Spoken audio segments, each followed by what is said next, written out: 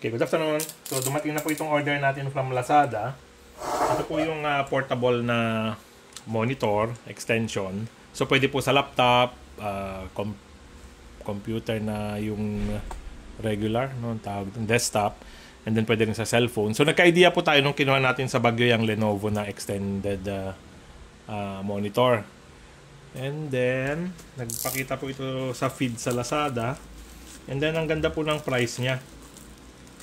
So, nasa 3,000 plus. Arzopa yung yung brand. And then, nung binasa ko po yung review niya, ang ganda rin po ng review. So, sabi ko, i-try nga lang natin. Ma-check natin. Kasi, ang laking gamit po nito. Ang mangyayari po rito, let's say, may mga computers po tayo na mga hindi na gumagana or may tama yung LCD, pwede po itong gawiting replacement. Parang hindi na natin gagamitin yung pinaka-main niya. And then ito na ang magiging replacement monitor. Okay?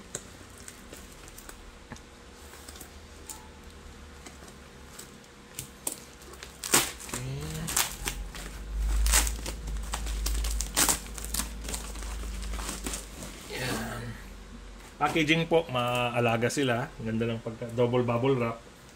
And then, ito po yung kanyang box. Okay? So, 15.6 po yung kanyang laki. And then, ito yung kanyang brand, Arzopa, portable monitor. So, itong Lenovo po, kwan po yan, gagamitin niya yung power galing sa computer. Pero pag isasaksak po yung phone, kailangan pong gamitan ng power supply. So, ito po, not sure kung ganun din. Itong Arzopa, so i-check po natin. And then, ang kagandahan po nito, pwede siyang portrait, pwedeng landscape. Okay. So, ito po yung kanyang mga content. So, meron siyang HDMI. Yeah, pwede to sa phone. And then, USB to USB-C. And then, USB-C to USB-C. Dami pong kasamang cables, talagang hindi tinipid.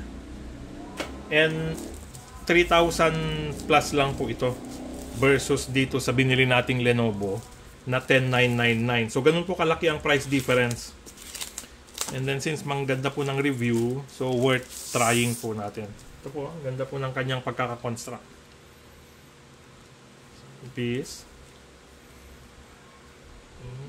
And then, ang stand po nito, ito po.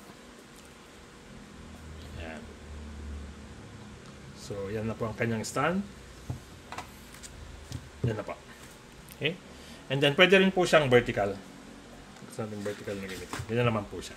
So, pag gusto natin ng portrait. Hindi ko lang sure kung touchscreen. So, check na lang po natin. And then, ito po yung kanyang OSD, brightness control. May volume control. So, speaker po kaya ito. Okay. So, check natin. So, gamitin po muna natin itong cable ng Lenovo para matest lang.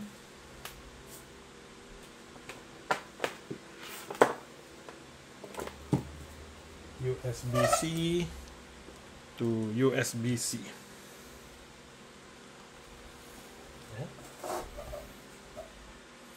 Yun. So, hindi po siya touchscreen.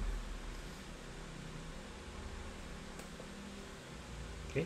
So, naka-double monitor po siya ngayon. And then, brightness. Check natin yung brightness control dito sa side. Ayan po ah. So yung brightness pala na nakikita natin, napakababa pa po yan. Yan na yung kanyang brightness. Wow! Napakaganda po ng resolution niya. Matte finish po ito. So, itong volume.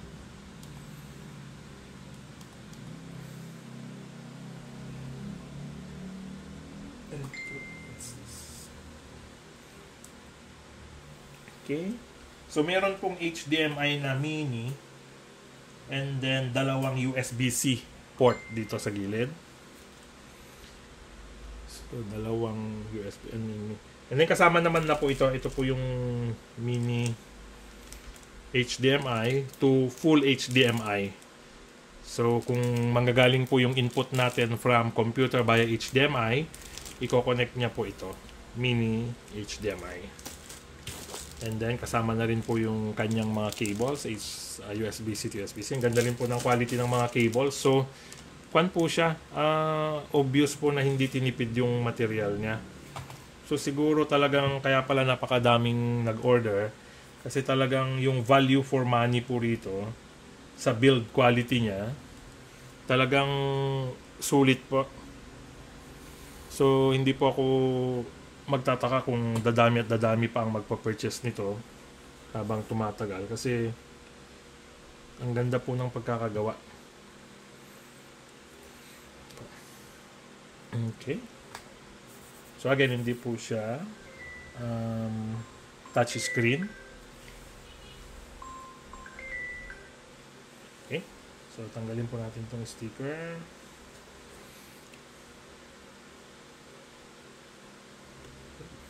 So, gamitin lang po natin ito ng gamitin para matest natin kasi daw maganda po yung kanyang build quality. Malalaman lang po natin yung kanyang reliability habang ginagamit na natin siya. Okay? Pero sa ngayon po, I can say na sulit po sa 3,000 plus itong unit na to. Okay? So, testingin naman po natin sa phone. So, let's say ito, tinanggal natin. Kung kailangan ng power supply pag phone. Kasi po dito sa Lenovo, kailangan po siya.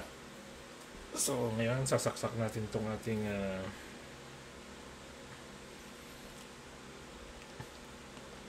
okay. So, ganun po. Kwan na rin siya.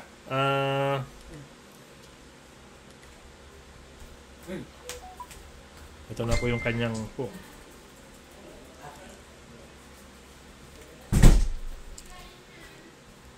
Okay.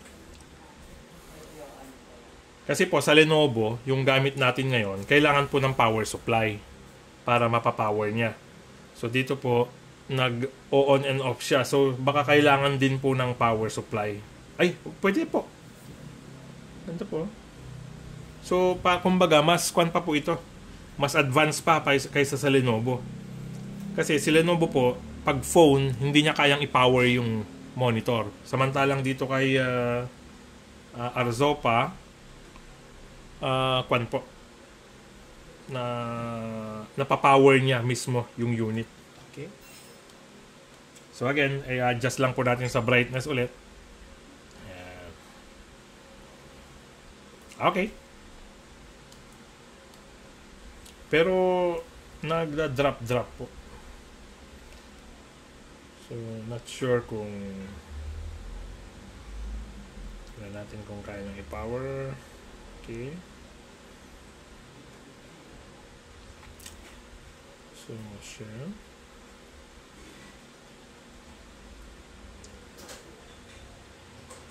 So, gallery. Yeah. So, pag-aralan na lang po natin. Though, stable naman na po. Kailangan lang ma-check. Kung let's say pupunta tayo sa YouTube.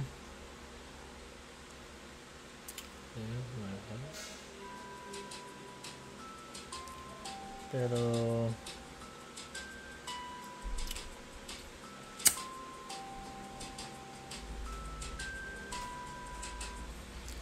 okay. So ngayon po nakasaksak pero hindi po siya nag-transfer. So tingnan natin kung paano siya ililipat. Sa kabila.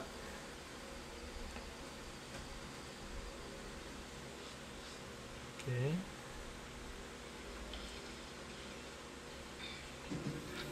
So, ito yung tanggalin mo. So, pag tinanggal, wala po siyang power. So, nandito na po tayo sa Petron. Dito na tayo magpapapulta. Try po natin ulit. May saksak. Nagilian, National High School po tayo nakapat. Connected to external display. Okay. Diesel Max.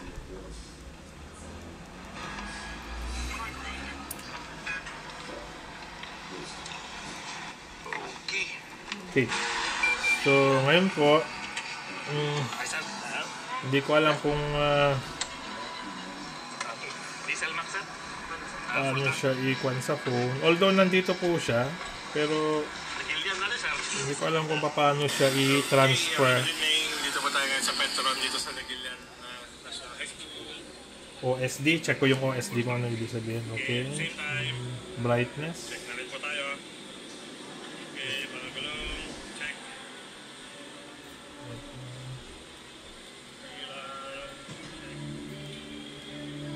OSD setting, transparency, miscellaneous, signal source,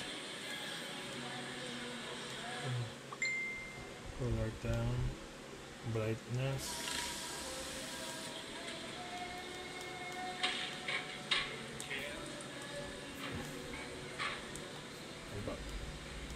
Brightness. Okay, so ganyan na po kataas yung kanyang resolution.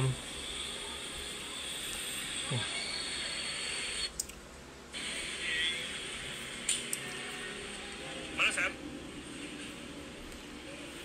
So, siguro po kailangan ito ng try ko pong i-power ng power supply.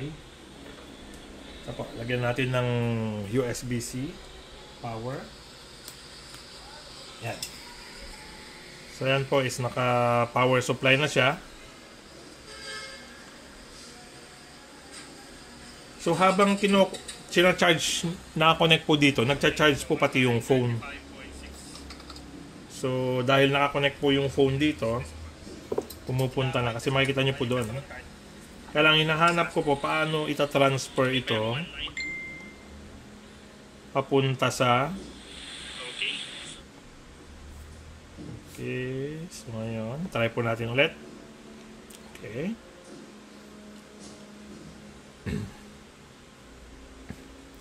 Kasi po sa Lenovo, once na sinaksak ito, nagtatransfer na po kaagad yung mga pinapanood. Nagdudual na siya ito. Kaya lang ito po, hindi ko alam kung paano siya. Parang kwan po eh. Kukontrolin ng computer dahil yung arrow key kapag dito nakakonect sa computer. Pero dito po, paano natin siya i-connect kaagad. Okay, so let's say YouTube. Then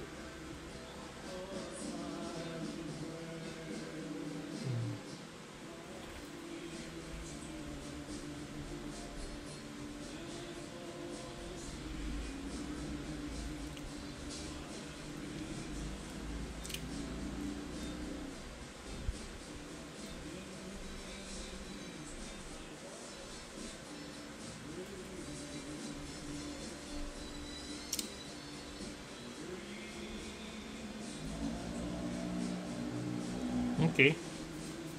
So, sa computer po na i-connect natin kagad. So, pag-aralan ko lang po muna sa phone kung paano and then i-update ko po kayo. Okay? So, again, pag binalik po natin dito sa computer,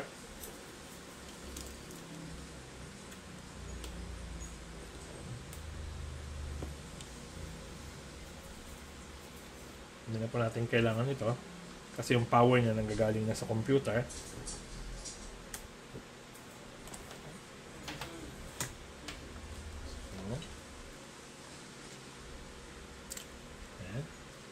Dito po. So ito. Ulit natin.